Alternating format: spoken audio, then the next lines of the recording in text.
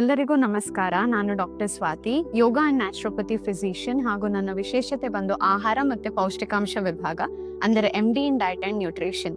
ನಾನು ಇವತ್ತು ಒಂದು ರೈತರಿಗೆ ಇರುವಂತಹ ಸಂಸ್ಥೆ ಅಂದ್ರೆ ಸಹಜ ಸಮೃದ್ಧ, ಇದರ ಬಗ್ಗೆ ಹಾಗೂ ಇವರ ಯೋಜನೆ ಬಗ್ಗೆ ಹೇಳಲು ನಿಮ್ಮ ಮುಂದಿದ್ದೇನೆ. ಸಹಜ ಸಮೃದ್ಧ ಎಂದರೆ ಸಮೃದ್ಧ ಪ್ರಕೃತಿ ಎಂದರ್ಥ.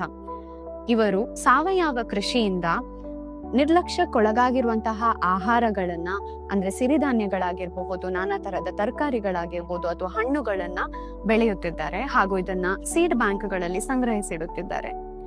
ಇವರು ಒಂದು ಯೋಜನೆಯೊಂದಿಗೆ ಬಂದಿದ್ದಾರೆ, ಅದುವೇ ಕ್ರಾಪ್ಸ್ ಫಾರ್ HD, ಅಂದ್ರೆ ಕ್ರಾಪ್ಸ್ ಫಾರ್ ಹೆಲ್ದಿ ಡಯಟ್ ಎಂದರ್ಥ.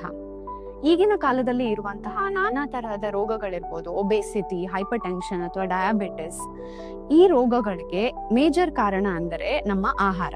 ನಾವು ಆಹಾರವನ್ನ ಎಷ್ಟು ಚೆನ್ನಾಗಿ ಇಟ್ಕೋತೀವೋ ಅಷ್ಟೇ ನಮ್ಮ ಹೆಲ್ತ್ ಕೂಡ ಚೆನ್ನಾಗಿರುತ್ತೆ. ಸೊ ಮೊದಲನೆಯ ಆಹಾರ ಅಂದ್ರೆ ಸಿರಿಧಾನ್ಯ. It is a wonder food ಅಥವಾ ಮ್ಯಾಜಿಕ್ ಫುಡ್ ಅಂತಾನೆ ಹೇಳ್ಬೋದು. ಯಾಕಂತಂದ್ರೆ ಇದರಲ್ಲಿ ಇರುವಷ್ಟು ಪೌಷ್ಟಿಕಾಂಶತೆ ಬೇರೆ ಯಾವುದೇ ತರದ ಧಾನ್ಯಗಳಲ್ಲೂ ಇರಲ್ಲ. ಸಿರಿಧಾನ್ಯಗಳಂದ್ರೆ ಚಿಕ್ಕ ಬೀಜದ ಧಾನ್ಯಗಳು. ಇವುಗಳಲ್ಲಿ ನಾನಾ ತರದಿರುತ್ತೆ. ಮೊದಲನೇದಾಗಿ ರಾಗಿ ಅಂದ್ರೆ ಫಿಂಗರ್ ಮಿಲೆಟ್ ಅಥವಾ ಫಾಕ್ಸ್ಟೇಲ್ ಮಿಲೆಟ್ ಅಥವಾ barnyard millet, brown top millet, little millet ಅನ್ನೋ ವಿಭಾಗಗಳಿವೆ.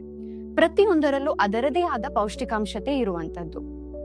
ಈ ಸಿರಿಧಾನ್ಯಗಳನ್ನ ಮುಂಚೆ ತುಂಬಾ ಉಪಯೋಗಿಸ್ತಾ ಇದ್ರು, ಆದ್ರೆ 1960ರ ನಂತರ ಇದರ ಉಪಯೋಗ ಕಮ್ಮಿ ಆಗ್ತಾ ಬಂತು. ಮುಂಚೆ 34 ಮಿಲಿಯನ್ ಹೆಕ್ಟೇರ್ಗಳಲ್ಲಿ ಬೆಳೀತಿದ್ದಂತಹ ಬೆಳೆ ಈಗ 2016ರ ನಂತರ ಬರೀ 14 ಮಿಲಿಯನ್ ಹೆಕ್ಟೇರ್ಗಳಿಗೆ ಇಳಿದಿದೆ. ಮೇಜರ್ ಕಾರಣ ಅಂದ್ರೆ ಇದನ್ನ ಪುವರ್ ಮ್ಯಾನ್ಸ್ ಡಯಟ್ ಅಂತ ಕರಿತಾ ಇದ್ರು, ಅಂದ್ರೆ ಬರೀ ಬಡವರು ತಿನ್ನುವಂಥದ್ದು. ಆದ್ರೆ ಇದರ ಪೌಷ್ಟಿಕಾಂಶ ಅಥವಾ ಬೆಲೆ ಯಾರಿಗೂ ತಿಳಿದಿರ್ಲಿಲ್ಲ. ಈಗ ಸಂಶೋಧನೆ ಮಾಡಿ ಅದರ ಪ್ರಕಾರ ಗೊತ್ತಾಗಿದೆ ಇದರಲ್ಲಿ ಇರುವಷ್ಟು ಪೌಷ್ಟಿಕಾಂಶತೆ ಯಾವ್ದ್ರಲ್ಲಿ ಇಲ್ಲ ಅಂತ. ಅಂದ್ರೆ ಡಯಟರಿ ಫೈಬರ್ಸ್, ನಾರಿನಾಂಶ ತುಂಬಾ ಜಾಸ್ತಿ ಇರೋದ್ರಿಂದ ಸಕ್ಕರೆ ಕಾಯಿಲೆಯನ್ನು ಗುಣ ಮಾಡ್ಲಿಕ್ಕೆ ಅಥವಾ ಪ್ರಿವೆಂಟ್ ಮಾಡ್ಲಿಕ್ಕೆ ಸಹಾಯ ಆಗುತ್ತೆ. ಹಾಗೂ ಇದರಲ್ಲಿ ಮೆಗ್ನೀಷಿಯಂ ಕಂಟೆಂಟ್ ಕೂಡ ತುಂಬಾ ಜಾಸ್ತಿ ಇದೆ. 77 ಮಿಲಿಗ್ರಾಮ್ ಅಷ್ಟು ಮೆಗ್ನೀಷಿಯಂ ಕಂಟೆಂಟ್ ಇರೋದ್ರಿಂದ BP ಸಮಸ್ಯೆ ಕೂಡ ಇದರಿಂದ ಪ್ರಿವೆಂಟ್ ಮಾಡ್ಬೋದು. ಹಾಗೂ ಡಯಟರಿ ಫೈಬರ್ಸ್ ತಿನ್ನೋದ್ರಿಂದ ಬೊಜ್ಜಿನ ಸಮಸ್ಯೆ ಕೂಡ ನಿವಾರಣೆ ಮಾಡ್ಬೋದು.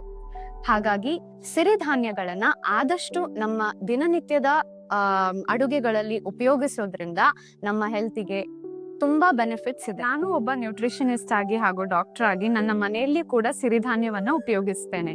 ಇದರಿಂದ ಇಡ್ಲಿ, ದೋಸೆ, ಉಪ್ಪಿಟ್ಟು, ನಾನಾ ತರಹದ ಫುಡ್ಗಳನ್ನ ಮಾಡ್ಬೋದು. ಹಾಗೂ ಇದು ಹೆಲ್ದಿ ಮತ್ತು ಟೇಸ್ಟಿ ಆಗಿ ಕೂಡ ಇರುತ್ತೆ. ನನ್ನ ಮನೆಯವ್ರಿಗೂ ಕೂಡ ಇದು ತುಂಬಾ ಇಷ್ಟ.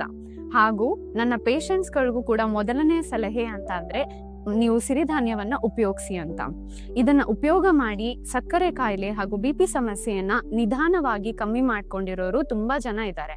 ಹಾಗೂ 2024ನೇ ಇಸವಿಯಲ್ಲಿ ಒಂದು ಸಂಶೋಧನೆಯಾಗಿದೆ. ಅದರಲ್ಲಿ ಸಕ್ಕರೆ ಕಾಯಿಲೆ ಇರುವಂತಹ ವ್ಯಕ್ತಿಗಳಿಗೆ ಸಿರಿಧಾನ್ಯವನ್ನ ಕೊಟ್ಟಿರುವಂತದ್ದು. ಇದರಲ್ಲಿ ಕಂಡು ಬಂದಂತದ್ದು 11% ಸಕ್ಕರೆಯ ಅಂಶ ಬ್ಲಡ್ ನಲ್ಲಿ ಕಮ್ಮಿ ಆಗಿದೆ ಅವರು ಸಿರಿಧಾನ್ಯ ಸೇವನೆ ಮಾಡಿದ ನಂತರ. ಹಾಗಾಗಿ ಸಿರಿಧಾನ್ಯಗಳಿಂದ ತುಂಬಾ ಉಪಯೋಗಗಳು ಇದೆ.